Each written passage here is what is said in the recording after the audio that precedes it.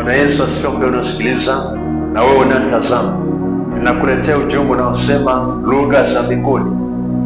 Kisoma kile kitabu cha Matendo sura ya 2, Mungu alitambulisha lugha za watakatifu, lugha za kuwasiliana na Mungu. Naomba nikuulize, hebu nafikiri mpendwa, Adam na Eva walikuwa naongea na Mungu kwa lugha gani wakiwa kwenye bustani ya Eden? Ulishawahi kufikiria kwamba wanadamu chini ya jua walikuwa naongea lugha gani ambayo ilikuwa ni lugha moja na usemi moja, mpaka Mungu akashuka kuwachafua katika Mwanzo sura ya 11. Kabla hapa lugha gani Mungu alikuwa anasema na watu wake na anawasiliana wote kwa pamoja? Naomba nikuulize mpendwa, unafikiri ni lugha gani ambayo Mungu anatumia kuwasiliana na malaika wote wa mbinguni, maserafi, makerubi, wazee 24 na kutoa maagizo na wanamwelewa? Hivyo ulishawafikiria kwamba ni lugha gani ambayo tukifika mbinguni watu wote kutoka chini ya jua, kutoka kusini mwa dunia, kaskazini mwa dunia, mashariki na magharibi ya dunia, kuna makabila zaidi ya 5,000 chini ya jua, kuna lugha zaidi ya 7,000 watu wanaongea. Tunawezaje kuwasiliana kwa pamoja, watu kutoka Warabuni, watu kutoka China, watu kutoka wazungu wa Afrika, na tukawa na usahihi wa kuelewana na tukaweza kuwa access ya kuongea na Mungu na malaika bila kuwa na tofauti wala kuwa na mkalimani wala mtafasiri? Nataka nitambulishe kwako lugha ya mbinguni. Katika Matendo sura ya 2, maandiko yanasema Bwana alitambulisha lugha mpya kwa watakatifu, na nataka nikwambie roho kunena kwa lugha. Lugha za mbinguni ni kwa ajili ya watu wa mbinguni. Kwa sababu gani? Lugha mahali popote ni utambulisho wa raia. Ikiwa wewe ni raia wa mbinguni, lazima uwe na lugha inayokutambulisha. Tanzania tunatambulika kwa lugha yetu adimu ya Kiswahili. Ukisema ni Mtanzania, watakuongelesha Kiswahili, na kwa lugha zetu za asili. Kama ni Msafwa, kama ni Mtaturu, watakuongelesha Kitaturu. Kama ni Mnyakyusa, kama ni Mgoni, kama ni Mbena ama Msigua, unapoongea Kisukuma najua huyu mtu ni Mtanzania.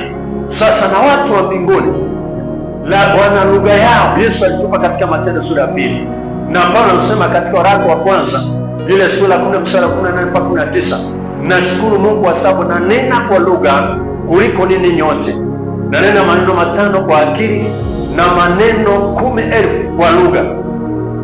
Maana yake tuna lugha yetu. Ikiwa Mnyakyusa ama Msukuma haoni aibu kuongea Kisukuma kwa sababu yeye ni Msukuma, amezaliwa Msukuma, asili yake ni Msukuma. Na wewe tuliohukuka, wewe tuliomwamini Yesu, una lugha yako. Wewe ni raia wa mbinguni. Hakuna raia asiyokuwa na lugha yake. Hakuna mwenyeji wa nchi yote asiyokuwa na lugha yake.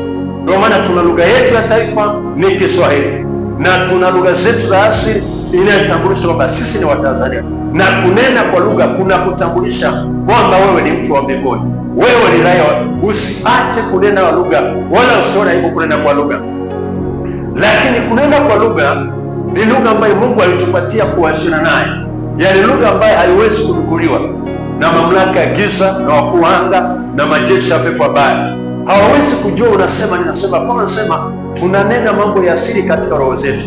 Hata wanadamu wala mamlaka ya giza hayawezi kujua.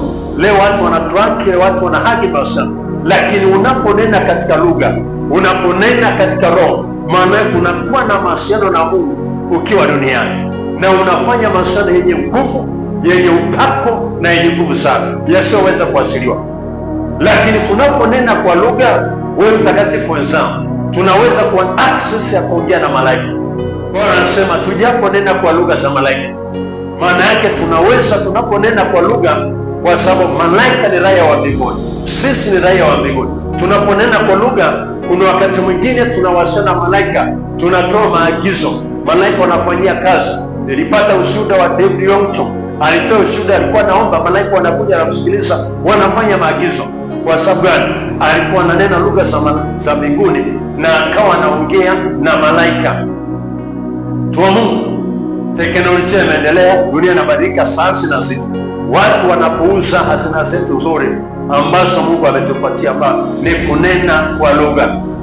Lakini kunena kwa lugha ni lugha ambayo inatusaidia kuunganika. Siku ya Pentekoste watu walipojuliwa na zile lugha zile ndimi za moto, walipojaa Roho Mtakatifu walinena na watu zaidi ya mataifa 15 walikuwa siku ya Pentekoste, wote waliwasikia.